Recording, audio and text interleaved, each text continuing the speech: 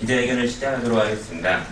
예, 안녕하십니까. 저는 을살리기 BDA의 이동주라고 합니다. 반갑습니다. 먼저 오늘 저희는 대형마트에서 그동안 골목 상권에 다양한 중소상인 자영업자들의 업종들이 많이 사라졌습니다.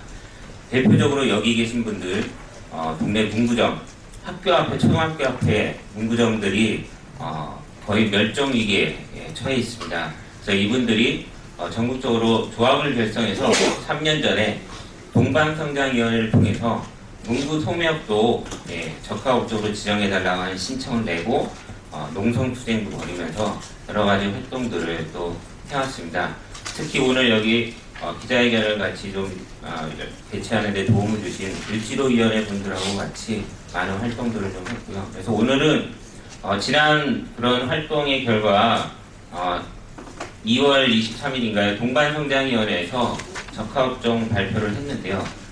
그 적합업종 발표 결과가 문구소매업에 종사하는 자영업자들과 그리고 적합업종 운동을 같이 했던 우리 시민사회단체들, 그리고 우리 여기 을지로위원분들하고 기대에 완전 또 반대되는 내용으로 좀 발표가 돼서 저희가 바로 규탄 기자회견을 좀 갖게 됐습니다.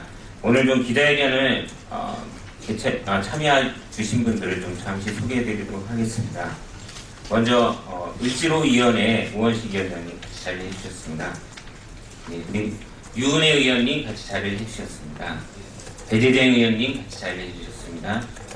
그리고 산업위에서 활동하고 계신 우리 백재현 의원님도 같이 자리해 주셨습니다. 그 다음에 박홍근 의원님 같이 자리해 주셨습니다.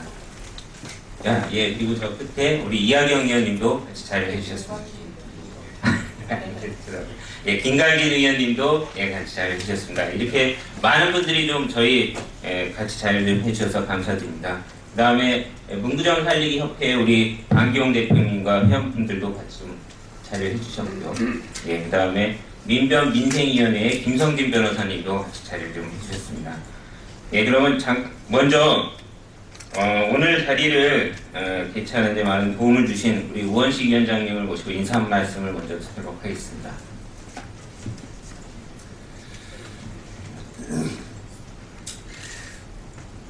박근혜 대통령께서 대선 때 그렇게 많이 이야기하시던 경제민주화의 길이 얼마나 어려운지, 정말 박근혜 대통령이 경제민주화라는 말을 버리고 그런 정책을 버리고 소위 대기업 위주의 경제 활성화를 꾀하면서 우리 서민들이 어떻게 이렇게 꼼꼼하게 죽어가고 있는지를 여실히 볼 수 있는 곳이 문구점입니다.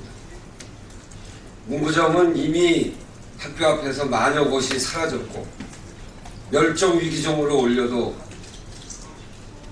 이름이 아깝지 않을 정도로 그렇게 서민들이 쓰러져 가고 있습니다. 이번 2월 24일 동반성장위원회에서 권고안을 냈다고 해서 처음에는 굉장히 반갑게 봤는데 그 내용을 하나하나 살펴보니까 정말 말도 안 되는 기만적인 대기업만을 위한 그런 권고안을 냈습니다. 동반성장위원회에서 내는 권고안이라고 하는 것은 이 대형마트와 문구소매업이 자율적으로 협의하라고 하는 권고입니다. 이 협의가 안 되면 이 두 부분이 합의가 안 되면 그 다음에는 사업 조정 단계로 들어가는데 사업 조정 단계로 들어갈 때 아주 판단 기준이 되는 매우 중요한 권고안입니다. 그런데 이 내용을 보면 그동안 소매업 쪽에서 그렇게 요구했던 판매 제한, 품목을 제한해달라, 이거는 완전히 다 빠져 있습니다. 그러면서 대형 마트가 그동안 수용하겠다라고 하는 매장을 좀 축소하고 할인 행사를 자제하고 묶음 판매 정도로 하겠다, 이거는 대형 마트가 그동안 해왔던 이야기입니다. 그것도 자율적으로 시행하라고 하는 권고를 함으로 해서 아무런 권고 내용도 없고 결국은 그것 가지고 소매점이 합의해 주지 않으면 그런 기준을 중심으로 해서 이 동반성장 또 적합업종 문제를 정리하겠다, 이건 협박입니다. 이미 을지로위원회와 롯데그룹이 이 문제를 합의하면서 공채, 크레파스 등의 일부 품목에 대해서는 판매 제한하기로 이미 합의한 바가 있습니다. 이렇게 문구점에 대해서는 서민들이 해야 되는 업종으로 사회적으로 인식이 확대돼 가고 있는데, 동반성장위원회가 이렇게 역행하고 대기업만을 위해서 이런 권고안을 낸다는 것에 대해서는 도저히 우리가 수용할 수 없다라고 하는 점을 말씀드리면서, 동반성장위원회가 이렇게 대기업 위주로 가고 있는 것에 대해서 정부가 제대로 통제하지 못하고 그대로 방치하는 것, 이건 그야말로 이 정부가 대기업과 재벌들만을 위한 그런 정부다라고 하는 것을 다시 한번 우리 국민들에게 인식시켜주는 일이라 저희는 판단합니다. 그래서 이번에 내놓은 권고안에 대해서는 저희 을지로위원회에서는, 그리고 새정치민주연합에서는 절대 동의하지 않고 제대로 된 합의가 이루어질 수 있도록 동반성장위원회에서 다시 검토해 줄 것을 촉구합니다. 이상입니다. 예. 다시 한번 또 우원식 위원장님이 중요한 문제점들을 지적해 주셨습니다.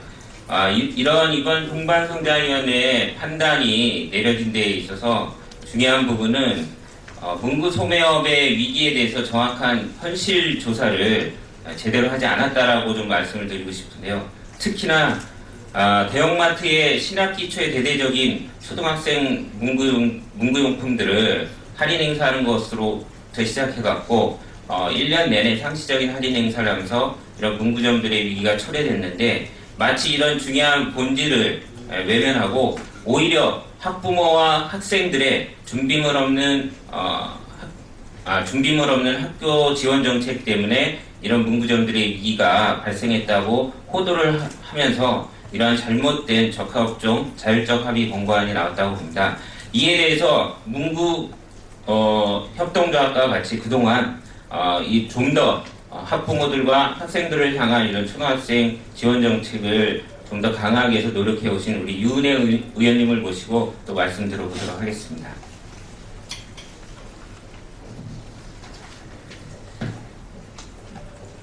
예, 조금 시간이 길어지는 것 같지만 이해를 돕기 위해서 잠깐 말씀드리고자 합니다. 제가 2013년 국감 때부터 이 학교와 문구점에 대한 문제를 좀 관심을 갖고 점검을 해왔는데요. 이 학습 준비물 지원 제도는 최근에 생긴 제도가 아닙니다. 2000년대 초중반부터 학습 준비물 준비하는 것에 대한 부담, 그리고 우리 헌법과 법률로 보장되어 있는 무상 의무 교육을 뒷받침하기 위해서 각 교육청별로 자체적으로 도입해서 확대해온 정책입니다. 그렇게 교육청별로 자체적으로 하다 보니까 중앙정부의 뒷받침이나 법령상의 근거가 없었습니다. 그래서 학교의 목적사업비로 이게 지급되는 게 아니라 학교 운영비 내에서 학생 1인당 3만 원에서 4만 원 이런 정도로 지원하라 지침만 내려져 있는 상태였습니다. 그렇게 운영을 하다 보니까 이 교육과정 운영에 필요한 학습 준비물뿐만 아니라 학교에 필요한 사무용품이나 생활용품, 여러 가지 또 각종 집기 같은 게 학습 준비물을 구입하는 것으로 둔갑하는 경우들이 많이 있어서 제가 2013년 국감 때 이 문제를 지적을 했었고요. 이런 식으로 학습 준비물만이 아니라 다른 사무용품 등까지를 한꺼번에 구매를 하다 보니까 온라인으로 일시에 대규모 업체에서 구매를 하다 보니까 소규모 문구 업체가 여기서 자연스럽게 외면을 받을 수밖에 없는 상황이었고, 결국 그래서 학교 예산이 부족하다 보니 학습 준비물 지원도 제대로 이루어지지 못하는 이중적인 문제를 안고 있는 현실이었습니다. 그래서 이렇게 주먹구구식으로 학습 준비물 지원 제도가 취지도 살려지지 못한 채로 이렇게 되는 것은 문제가 있다 생각해서 학습 준비물 지원 제도의 법적 근거를 마련하기 위해서 교육부하고 교육청에서 그런 시행 지침을 내릴 수 있도록 법적 근거를 만들어야 되겠다 해서 제가 초중등 교육법 개정안을 지금 발의해 놓고 있는 상태입니다. 상황이 이런데요. 지금 마치 무상복지가 학교와 문구점을 죽이고 있는 것처럼 여론을 왜곡하고 이 사안의 본질을 의도적으로 회피하는 정말 파렴치한 그런 모습을 보이고 있는 것에서 굉장히 좀 분노하게 됩니다. 여러분들께서 아시겠지만 오세훈 전 서울시장은 무상복지에는 전혀 찬성하지 않는 그런 입장을 갖고 있는 분이었는데 지자체 차원에서 학습준비물 예산 지원을 처음으로 공약했던 사람이 바로 오세훈 전 서울시장이었습니다. 학습준비물 지원 제도를 마치 과도한 무상복지의 폐해 때문에 저희 문구점들이 피해를 보는 것처럼 이렇게 몰고 가는 것은 학교에 지금 현재 처해 있는 현실과 그리고 법률로 보장된 우리 의무교육 과정 운영에 대한 무지의 소치라고 봅니다.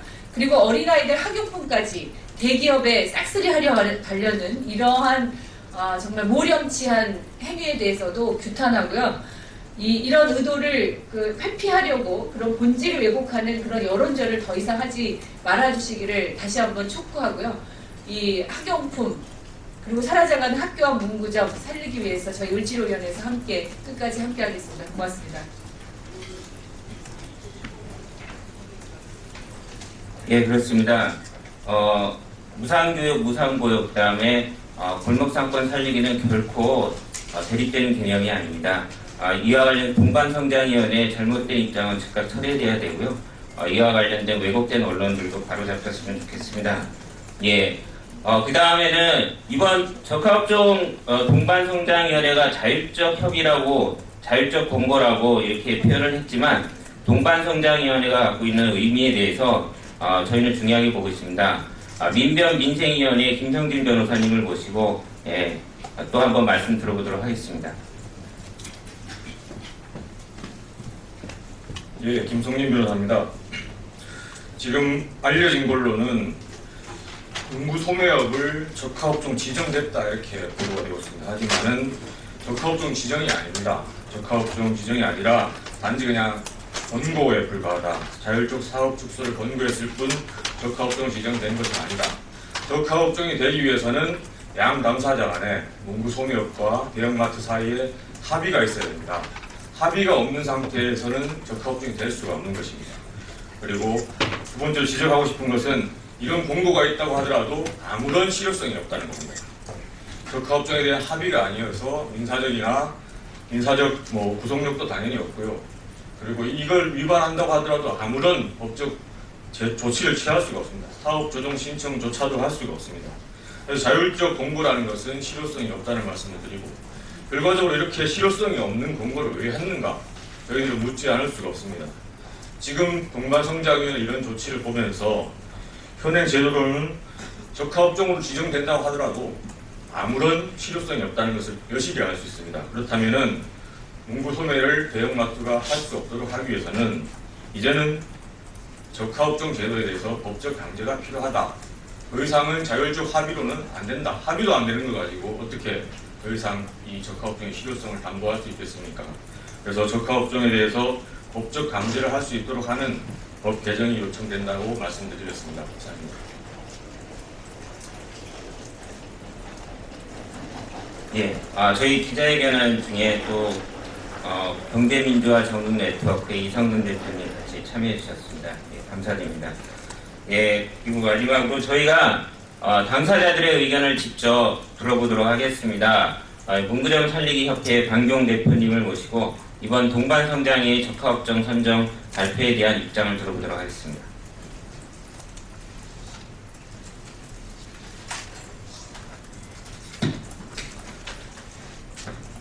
예, 저는 전국문구점 살리기 연합회장 강기용입니다.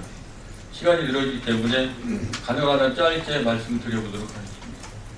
지난 24일 동방성장위원회가 의결한 문구 소매업 적합업종 권고안은 대형마트 측의 요구만을 수용한 편향적인 권고안입니다. 애초에 저희 단체는 대형마트에서 학생들의 학용품만을 일부 제한해달라는 내용으로 적합업종 신청을 했습니다. 하지만 동반위는 저희에게 보낸 권고안에 판매 제한하는 내용을 제외하고 매장 축소, 신학기 할인 항세 자제, 또 묶음 판매를 허용한다는 내용을 포함시켜 저희에게 보내왔었습니다. 저희는 동반위의 주장대로 일부 납품업체의 피해와 소비자 불편이라는 현실을 감안해 판매 품목 제한이라는 가장 큰 틀을 양보한 만큼 소비자의 권고안에 대해서는 저희들의 수정안을 반영해주면 전향적으로 검토해보겠다는 내용을 전달했습니다. 하지만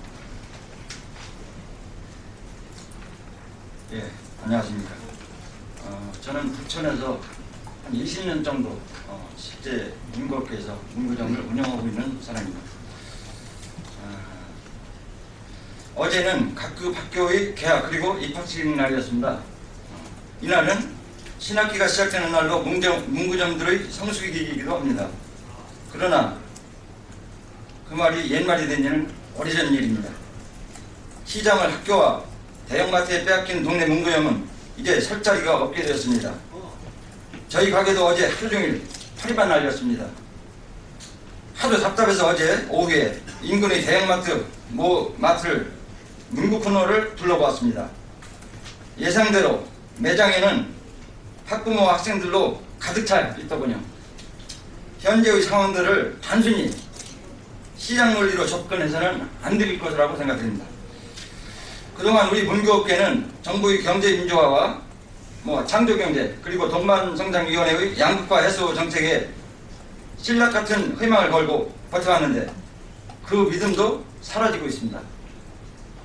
동반성장위원회가 출범한 지 4년이 넘었는데 실질적인 성과를 얼마만큼 거두었는지 의문입니다. 안충영 동반성장위원회 위원장께서도 문구류는 가장 기간을 길게 끌고 협의를 오래한 품목이라고 최근에 말씀하셨습니다. 이번에도 역시 실효성이 없는 권고안만 나온 것입니다. 대기업과 대형마트는 동반성장에 대한 의지가 전혀 없는 것입니다. 대형마트가 아이들 코 묻은 돈까지 탐하고 있는 현실이 부끄럽기 짝이었습니다. 동반성장위원회 역시 우리 소상인을 보호하지 못하고 있습니다. 동반성장위원회 위원들의 구성을 보아도 우리 입장을 대변할 인적 구성이라고 보기 어렵습니다. 그 구성은 대기업 사장 9명, 중소기업 사장 9명, 교수 등 공익 쪽에서 5분. 이분들이 과연 우리 소상인을 대변해 줄 수 있을까요? 우리는 다시 한번 정부와 국회 그리고 동반성장위원회에 강력히 촉구합니다. 조속히 실의적 조치를 취하여 당면한 우리 문구업계의 양극화를 해소하고 고사직전의 문구점을 살려주시기 바랍니다. 감사합니다. 예, 기자회견 저희가 준비한 수는 다 마쳤습니다. 지금 중소상인들은 대기업들의 복합 쇼핑몰, 대형 패션 아울렛, 그다음에 대형마트, 변종 SSM 등으로 거의 아사지경에 있습니다. 예, 날이 갈수록 중소상인들은 벼랑 끝으로 내몰리고 있습니다. 동반성장이라는 외피를 뒤집어 쓴 채 우리 중소상인들을 이렇게 사지로 내몰고 있는 동반성장위원회보다는 국회에 계류 중인 중소상인 적합업종 특별법 제정 운동에 저희는 여기 계신 을지로 위원분들하고 끝까지 같이 하겠습니다. 이상으로 기자회견을 마치겠습니다. 고맙습니다.